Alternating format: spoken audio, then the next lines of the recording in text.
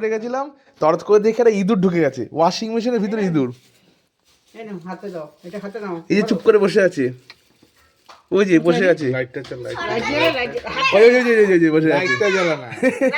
দেখেছো ওয়াশিং মেশিনের ভিতরে ইঁদুর ঢুকে গেছে। কি করে ঢুকলো ভগবান জানে। ঝাড়া ফাটা নিয়ে আসা হয়েছে বের করার জন্য। কোথার থেকে ঢুকলো, কিভাবে ঢুকলো কেউ জানে না। জামা কাপড় রয়েছে এখানটার মধ্যে, ওয়াশিং মেশিনের মধ্যে ঢুকে গেছে ইঁদুর।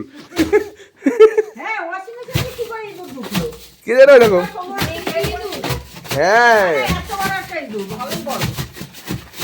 তুমি যেরকম করছো কিছু করতে হবে না, তুমি যেরকম করছো সেরকম কিচ্ছু হবে না। এটা মরবে না আরাম করে। জামা কাপড় গুলো ছিল ওয়াশিং মেশিনের মধ্যে, তা যখন বের করলাম দেখি এর মধ্যে ইঁদুর রয়েছে। কি অবস্থা। হ্যাঁ পুরোটাই ইঁদুরে, দেখি ওয়াশিং মেশিনের ভিতরে ইঁদুর ঢুকে গেছে। প্লাস্টিক দিই না, কি অবস্থা, দাঁড়াও দেখাই। প্লাস্টিকটা